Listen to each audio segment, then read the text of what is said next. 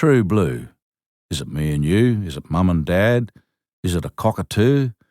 Or is it standing by your mate when he's in a fight? Or will she be right? True blue, I'm asking you.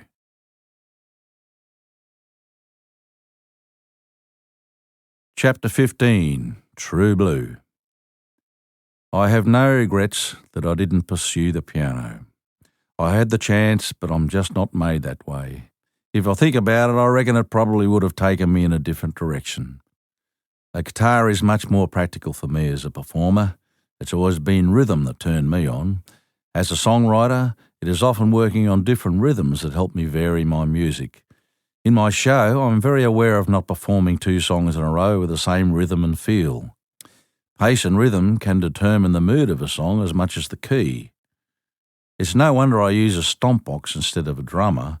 It means I'm in control of the beat and not someone else. Also, the rhythm of the lyrics is something I really work on. My guitar does what a drummer does with his hands. It can sound like a harp up a neck, but back on the bridge, it can be a cymbal. I can tap it like a tom-tom or pick the strings like a hi-hat. My whole body becomes a rhythm machine. I leave the solos to guitarists and to my harmonica. The double bass enriches the bass strings on my guitar. Sometimes a project to write a song for a specific purpose can give me a surprise hit. This happened in 1982. Hey, Johnny. John Singleton always called me Johnny, which I hate. I always feel belittled by it. It's like the way people used to talk about little Johnny Howard. Johnny, in other words, was a put-down. But I always forgive Singo, as I don't think he means it that way. I need a song about sticking up your mates, about fair dinkum Aussies. It's from a new TV show, Singo said. True Blue Aussies. As far as I can recall, I was given no more of a brief than that. Sure, Singo, I'll give it a go. Singo knew I could write on call because I'd written and produced a few jingles for his former advertising company, Spasm.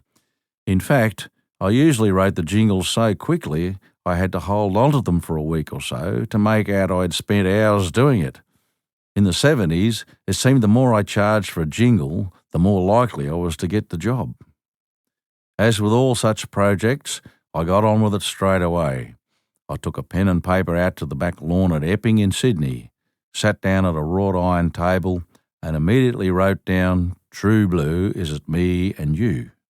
Terrible grammar, but it started at least. What did True Blue mean? Real Australian, I guess. Actually, back in 1983, True Blue was a tag that was attached to really low-class second-hand car sales yards and daggy Australiana shops, not at all prestigious. So between Singo and me, I reckon we changed that. Is it mum and dad? Well, they're definitely Aussies. Is it a cockatoo? I'm a bird lover, and despite the damage they cause to farmers' crops, cockies in all their varieties are a great symbol of Australian nature and a part of our character. You silly galah. I've never heard where the term wheat cockies came from, but there we go, my song was on its way. The cockatoo is my plea to preserve the nature of Australia. I strongly believe that the original bush left untouched is one of our greatest assets, psychologically, morally, and commercially. It's interesting that in South Africa, the government has brought back private land to allow the old bush to grow, to expand safari resorts. Is it standing by your mate when he's in a fight? Thanks, Singo. That was his contribution. He was thinking about a bar brawl. I was thinking about when a mate is out of luck or sick. Or just Vegemite. Now that's the line I regret. But it's stuck, I'm afraid. Give it to me straight, face to face. Are you really disappearing, just another dying race? I meant a dying style of character, where your word is your bond, going back to when you could leave your car door unlocked without fear of thieves, who seem to be everywhere nowadays. I realised it meant virtually the same thing as fair dinkum, that is, you're trustworthy. I remembered all these things from living in the little bush town of Quambatook. The second verse of True Blue was influenced by the period when it was written. Tied Up with Wire referred to the Aussie resilience in tough times, especially on the land. I know Singo believes in the Aussie character more than anything else, as I do, but that character, I reckon, comes from the way this ancient land creates the battler. In 1982, we were about to deal with the belt-tightening of the Hawke government's economic reforms, and Premier Joby Peterson was selling off Queensland coastal land to the Japanese for golf courses and condominiums. I wasn't impressed, so sell us out like sponge cake, do we really care, came from that. Things haven't changed much, have they? It's the Chinese now. And so the song progressed, and I recorded it for the album titled True Blue, released in 1982. The bonus for me was that True Blue was ideal for the 1986 Australian-made campaign. Once again, Singo was on the phone. "Hey mate, I want to use True Blue for Bob Hawke's Buy Australian campaign." "No worries," I said, "but I'm going to have to re-record it. The original is very ordinary."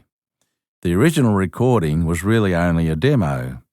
I was recording my album Mallee Boy at Trafalgar Studios in Annandale in Sydney at the time, so with my engineer Peter Walker's grungy Gibson guitar through a Vox amp, we put down the hit version that had a lot to do with the success of Mallee Boy.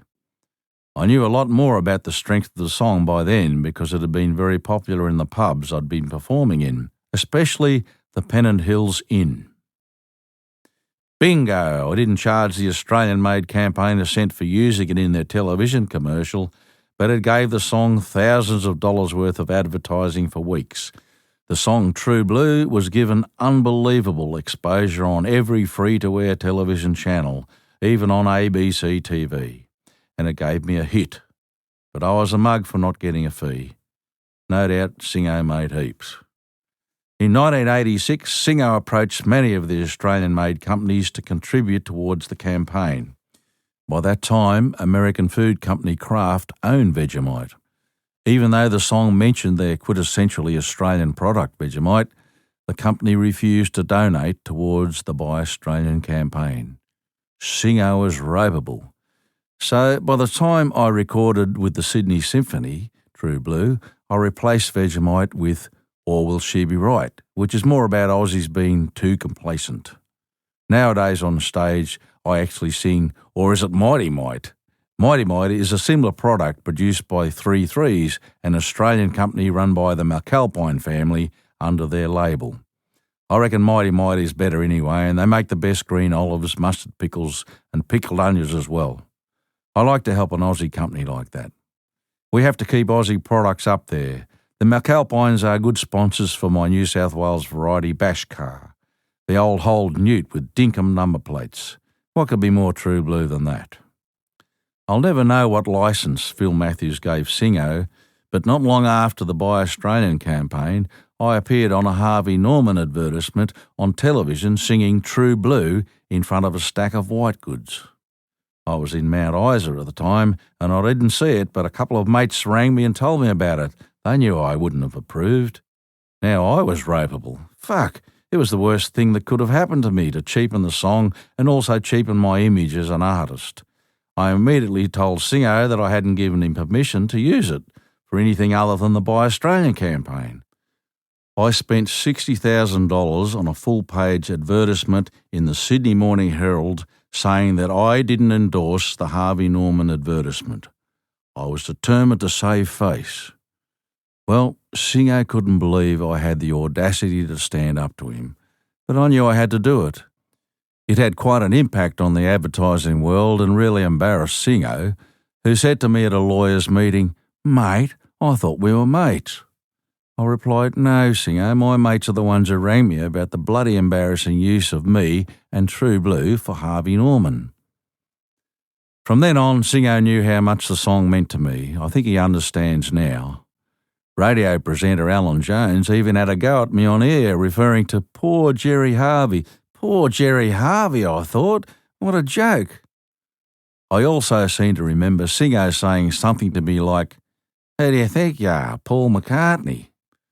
I might not be a Beatle, but I'm very proud of my song. And so are our Wallabies rugby team and our Test cricket team. I had no idea that True Blue would be adopted for so many occasions. It has become an anthem to inspire Aussies to try a bit harder, to hang in there.